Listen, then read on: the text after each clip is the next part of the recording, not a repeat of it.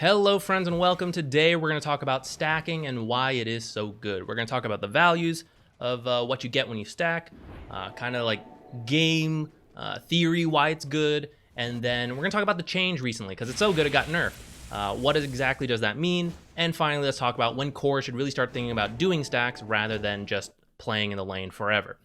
So why is it good? It's very efficient for cores.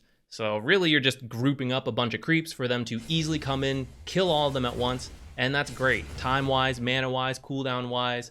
Not everyone can do this. You kind of have to have some kind of like AoE ability, but assuming you do have that, it tends to be very good for them. You're adding in golden XP when you do this, because if you think about it, let's take a hard camp, it's worth about 100 gold. If it just doesn't get killed and doesn't get stacked, and it just sits there for, let's say like 10 minutes, it's the same 100 gold for that whole 10 minutes.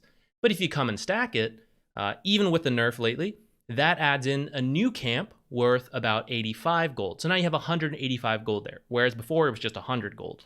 So stacking is allowing new things to spawn, new resources into the game for your cores to get, and to get ahead, get more farm than the enemy team that isn't stacking, for example. It also frees up a lane for a support. So once you have a bunch of stacks in the jungle, a core really should go and do that. We're going to talk about that more in a little bit. Who are we just going to leave the lane empty, right? The enemy going to push down, take our tower? That's not very good. So why don't we have a support go and sit there? This is really good because supports tend to not be very good at jungling. So they can't get anything out of the jungle, but they can get things out of the lane. Cores can get things both out of the lane and the jungle. So when the time comes, there's more nuance to it than we're going to cover in this video, but if a core can go do stacks, they're getting golden XP better than the lane, and the support now has a way to get some golden XP as well. So this is a nice way to distribute resources to your team and make sure your support doesn't fall too far behind so they can keep contributing. Plus, if you think about it, if you have your like Crystal Maiden jungling, right, and she's level 3 or something, that's not very scary to the enemy team. Like maybe the Crystal Maiden's jungling, maybe she's ganking, but like, is she ganking? Because she has less than 300 move speed and like 2 level 1 spells. It's not very scary. But if a Lina, a Storm Spirit, Shadow Fiend, like level 6 higher, right? That's pretty scary. They could just be jungling, in which case we don't have to be worried. But maybe they got an Invis rune. Maybe they're smoked. Maybe they're killing us, about to be, right? So now everyone has to be a little scared. So there's a lot of like game theory involved in it as well. Why you don't really want supports to stack and then just spend all their time in the jungle stacking. Why it's better for like the cores to go do it. And next, let's do a little bit of math. So hard camps are worth 102 gold and 162 XP on average. When you stack, it is now reducing that value by 15%. So you have your original camp and it's still worth the same, 100 gold, 162 XP, but the new camp that spawns is worth 15% less. So 87 gold and 138 XP. However, whoever stacked it, let's say Crystal Maiden, she does get a bonus 31 gold, 30% of the original camp's value. So it's not 30% of this reduced value, it is the original value. And as far as I can tell, if you were to stack repeatedly, it's like 87 gold, 87 gold, 87 gold. You know, all the future camps are worth 85% of the original camp's value. As far as I can tell. I tried to like stack a bunch and then check the values a little bit. So I'm pretty sure that's the way it works. If I'm wrong, someone let me know.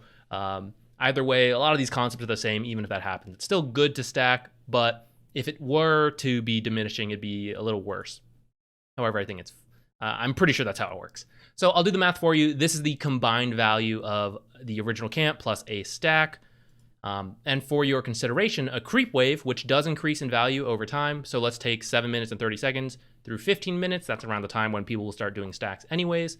You'll see it's 166 gold for a creep and 240 XP for the creep wave, sorry. That is less than the stack, you know, easy math here. So, you know, let's be honest. I know you guys aren't getting every last hit in the lane. It's okay. But you're probably getting a little less than this every creep wave. So if you have the ability to do a stack and you know there are a couple stacks in the jungle, it's usually very efficient for a core to go do that. And again, the support can go to the lane, so we're not just like throwing this away as a team. The support's going to go and get that. And some cores are fast enough to farm both the creep wave and the jungle stacks. So More power to those cores. I'll be a poor support, whatever. It depends on the game, guys. But as you can see, there's a lot of good value involved when you stack in the jungle. So let's compare this patch to previous patches when you would get full value for stacking. I won't make you do math. If you want to see these values, you can, but I'll just add them for you and show you the difference. And that is that if you were to stack, let's say the offlane jungle, you were to get 3 ancient stacks, 3 hard camp stacks, and then your core goes through and farms all of them, they're now getting 82 less gold and 134 less XP. So, seems kind of small, technically is kind of small, but at the same time, that's about how much a medium camp is worth. So you can kind of imagine, just subtract that from your core's net worth value compared to previous patches. So that is going to slow down the timings, and that's what the recent meta kind of was, right? Stack a bunch, hit these really good timings on the cores, and then go play the game. So when you start to like cut those down a little bit, add a little bit of gold cost to items, it slows down the timings of the game, and we might see a little bit longer of a game. But still, stacking is good, right? I'm not like, this is not going to make stacking bad. It's just a little bit worse than it was before.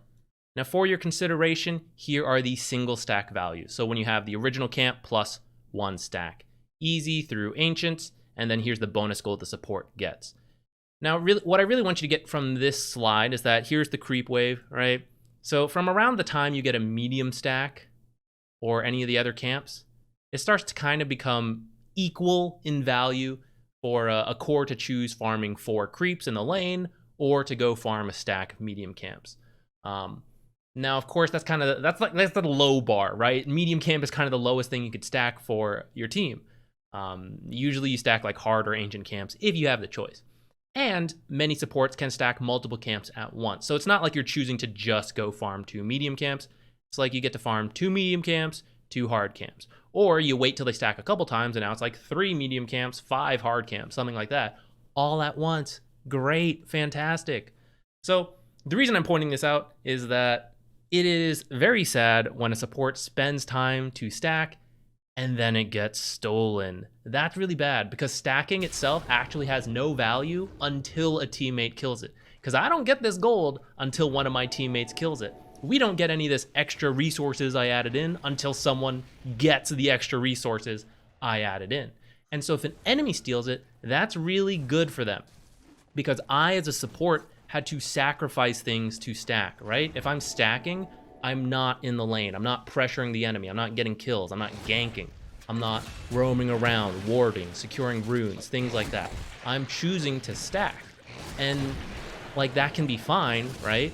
But I do sacrifice other things. And if the enemy team comes in and steals that, they didn't have to sacrifice anything, and they get all the value of the stacks. And I don't get any bonus gold either when the enemy team kills it. But if my team kills those stacks, then my sacrifice is worth it, right? We already showed why it's like really good, cost efficient wise, all the resources we add in. So as long as my team kills the stacks, we're good. So in your games, guys, if you're a core player or if you're a support and you start getting up like, 1 stack of each, not a big deal. But when you get to like 3 hard camps, 2 medium camps, like it's getting to be a clump of stacks in your jungle, it is worth protecting. Put up wards, put up some sentries to make sure the enemies don't see it. Like really encourage your mid laner, your core, whoever can do the stacks. It doesn't really matter, but right now a lot of mids can do it. Ask them like, please go get this stack before it gets stolen. Don't make me super sad. Like, please go do it. It just ends up being really good for the team for the reasons we've explained. So that's it for this video, guys. Thank you for watching. Make sure you do your stacks when you have time. Eat your vitamins, responsible things. That's all. Thank you.